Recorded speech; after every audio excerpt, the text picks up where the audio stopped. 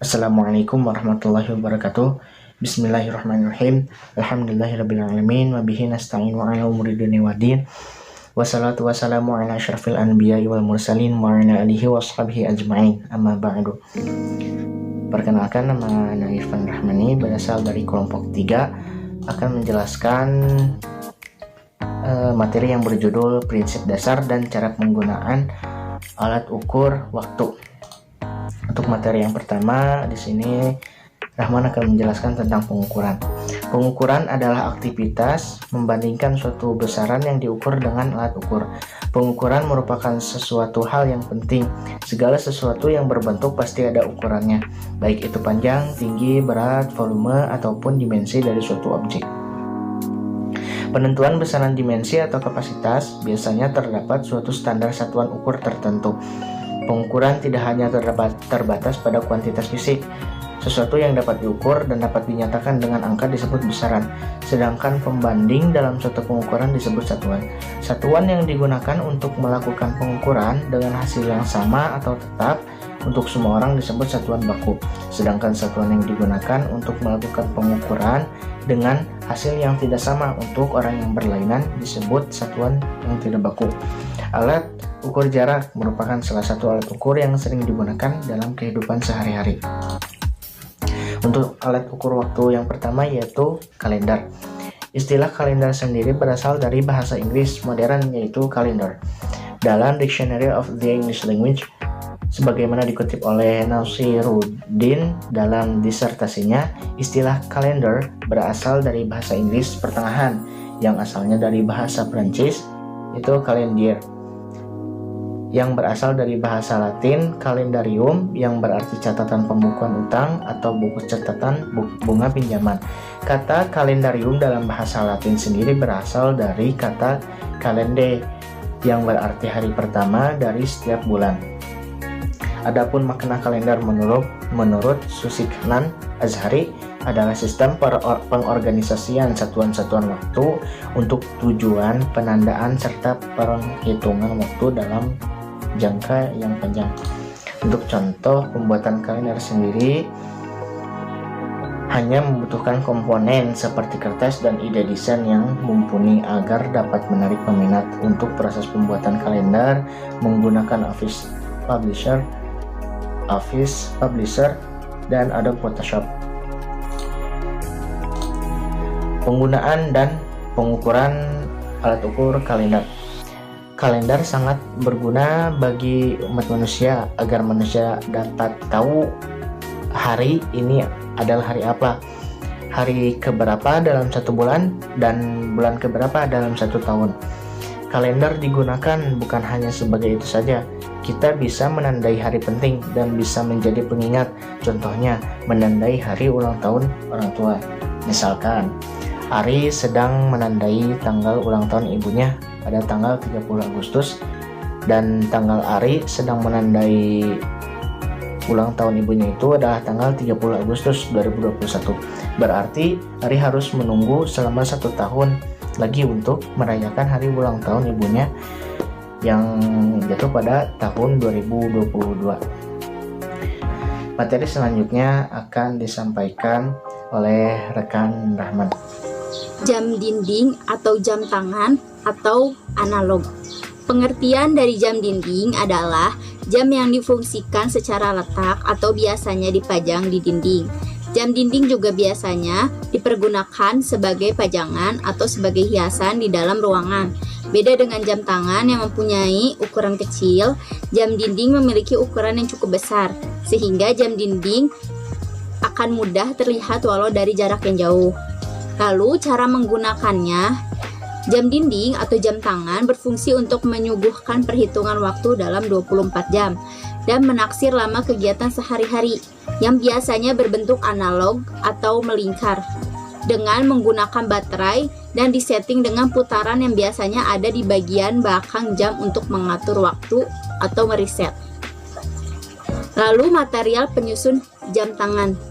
Bagian-bagian dari jam tangan antara lain movement, crown, buzzer, lugs, rotor, strap, subdial, exhibition cashback, dan hormaker. Sedang material yang paling utama dari jam tangan antara lain synthetic sapphire, mineral atau kaca biasa, dan akrilik.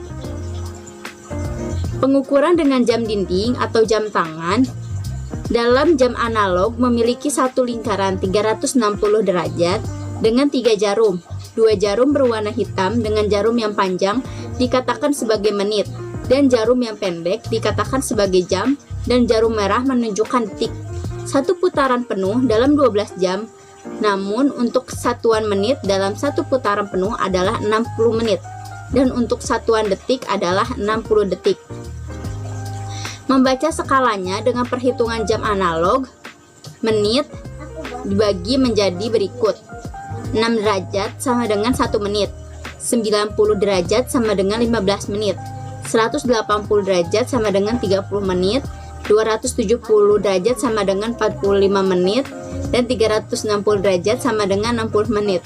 Untuk detik sama seperti menit, 90 derajat sama dengan 90 derajat sama dengan 15 detik, 180 derajat sama dengan 30 detik, 270 derajat sama dengan 45 detik, dan 360 derajat sama dengan 60 detik. Dan untuk jam 90 derajat 3 jam, 180 derajat sama dengan 6 jam, 270 derajat sama dengan 9 jam, dan 360 derajat sama dengan 12 jam. Perkenalkan, nama saya Muhammad Fikri Sidiki dari kelompok 3 dengan NIM 1212070061 dari kelas 1B Pendidikan Fisika Fakultas Tarbiyah dan Keguruan. Akan menerangkan tentang poin stopwatch.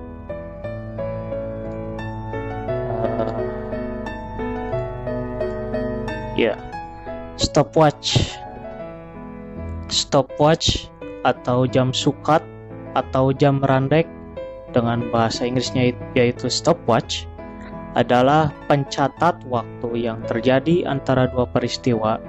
Bagian utama dari jam sukat terdiri dari 2 tombol dengan fungsi yang berbeda, yaitu tombol mulai, tombol ulang, dan tombol henti. Tombol mulai untuk memulai perhitungan waktu, tombol ulang untuk mengulang perhitungan rentan waktu, dan tombol henti untuk menghentikan pencatatan waktu. Jam sukat atau jam stopwatch ada yang menunjukkan perhitungan secara analog maupun digital. Jam sukat dapat ditemukan pada telepon genggam dan banyak juga di jam tangan maupun jam tangan macam sekarang ini, seperti ini. Pasti ada stopwatchnya. Cara menggunakan jam sukat dengan memulai menekan tombol di atas dan berhenti sehingga suatu waktu ketika ditampilkan sebagai waktu yang berlalu. Kemudian dengan menekan tombol yang kedua, pengguna dapat menyetel ulang jam sukat kembali ke 0. Tombol yang kedua juga digunakan sebagai perekam waktu. Next. Stopwatch analog yang stopwatch zaman dulu gitu. Bagian-bagian stopwatchnya ada ring, start button atau tombol mulai, stop button atau tombol henti, reset button, second hand atau jarum detik yang ada di dalam display yang berbentuk bulat itu,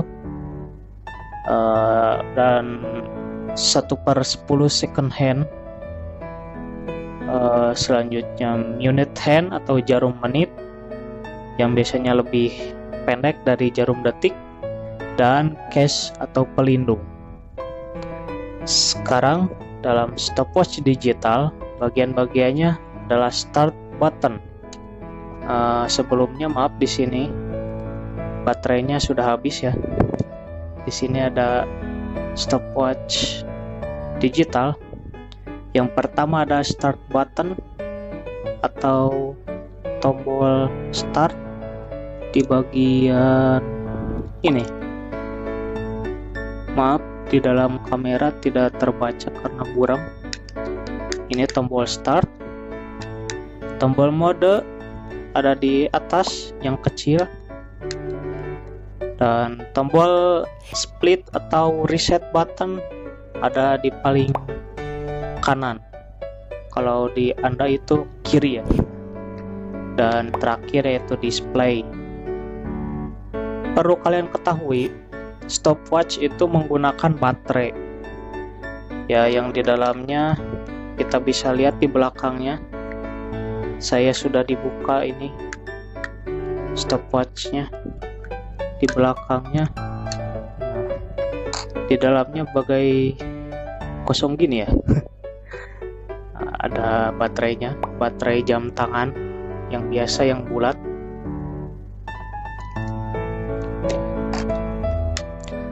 Selanjutnya, dan jangan lupa stopwatch di dalam jam tangan modern ada stopwatch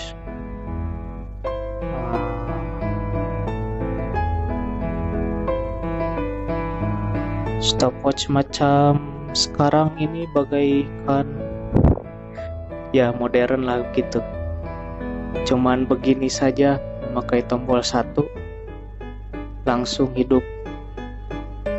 Dan kita bisa menggunakan split buttonnya di atas, split jadi terlihat di bawahnya ya. Dan ini tombol pause di bawah, dan kita bisa menghentikan pengukuran waktu ini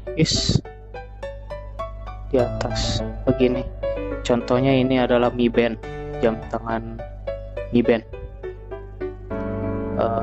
Dan selanjutnya adalah cara penggunaan stopwatch. Pastikan stopwatch memiliki nilai 0 terlebih dahulu. Maaf karena stopwatch digitalnya habis baterainya, jadi menggunakan jam saja. Kan ini sudah dipakai tadi, kita reset dulu. Kita reset.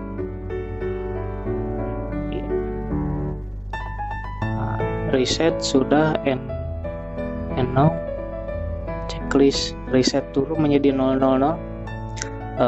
Bila stopwatch belum di reset, untuk stopwatch jarum angkat start button lalu atur ke nilai 0, dan untuk stopwatch di digital pencet tombol reset.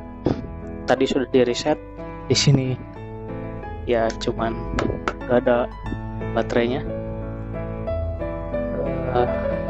Mana tadi?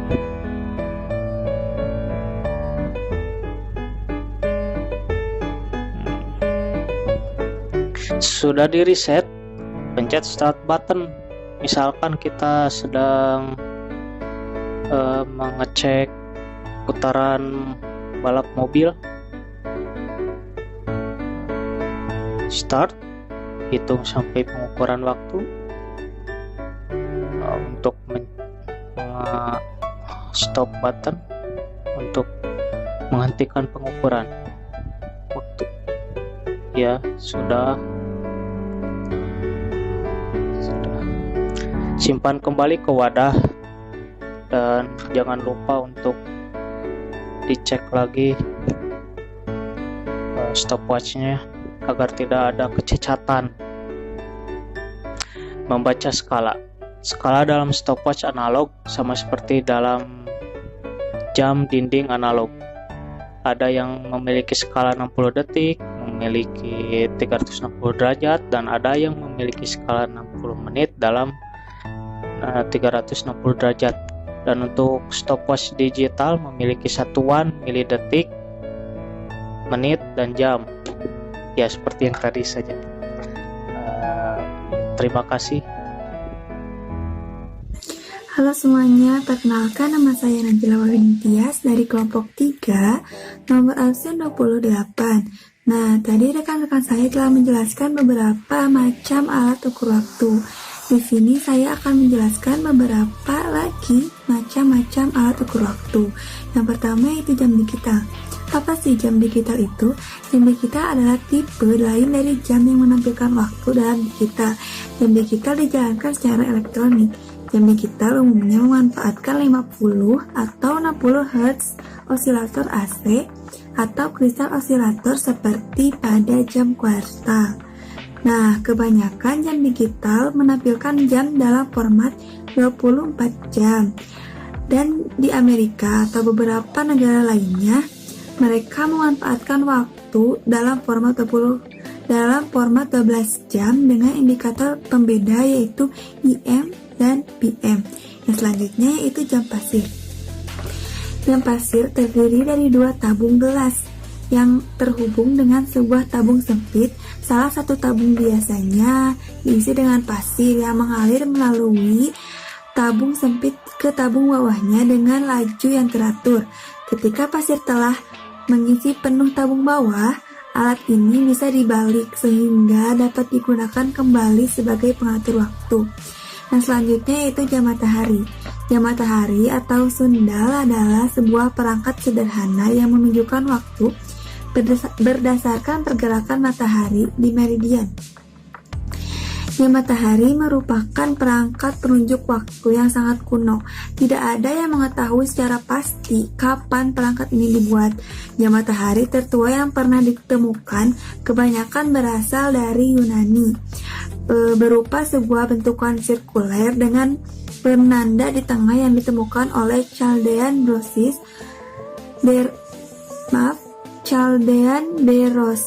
yang hidup sekitar 350 sebelum Masehi. Nah, yang selanjutnya yang saya akan jelaskan yaitu satuan waktu dalam satuan internasional.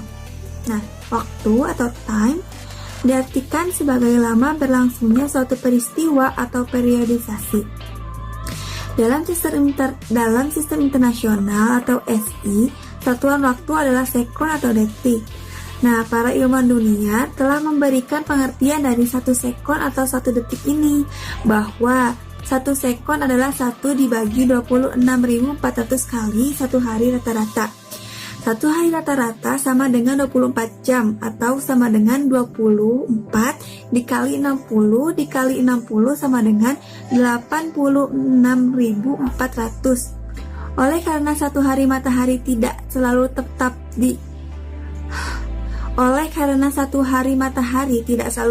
dari waktu ke waktu, maka pada tahun 1965 ditetapkan definisi baru, yaitu 1 sekon adalah 1 dibagi 315.556.925,9747 waktu yang diperlukan bumi untuk mengelilingi matahari 1 kali pada tahun 1900.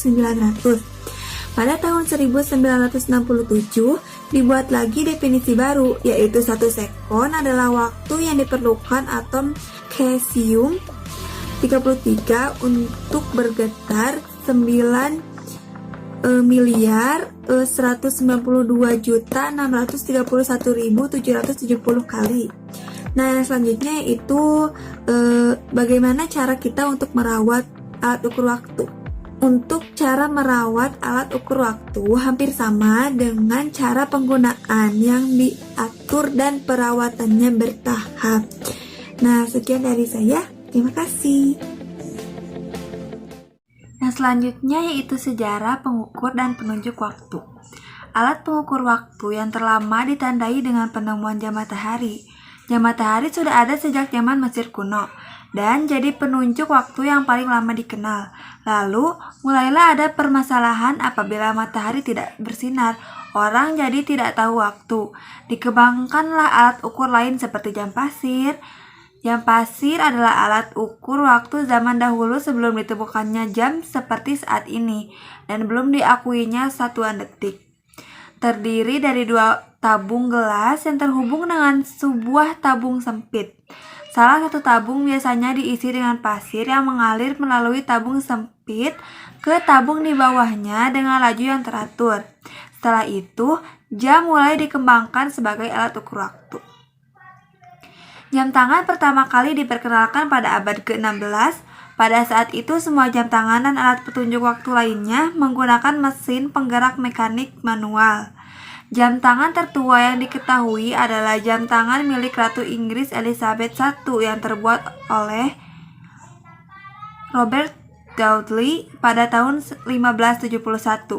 Dari abad 16 hingga abad awal 20, jam tangan hanya digunakan oleh wanita, sedangkan pria menggunakan jam saku.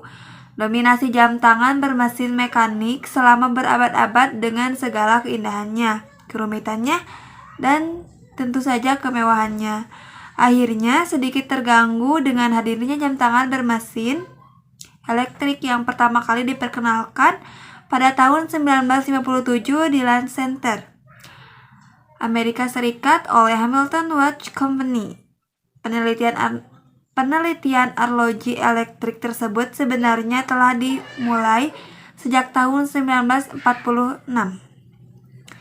Eksistensi jam tangan elektrik ternyata tidak bertahan lama, hingga Seiko dari Jepang memperkenalkan jam tangan bermesin penggerak quartz atau baterai pertama di dunia, Seiko Aston 355 Ki, pada tahun 1969.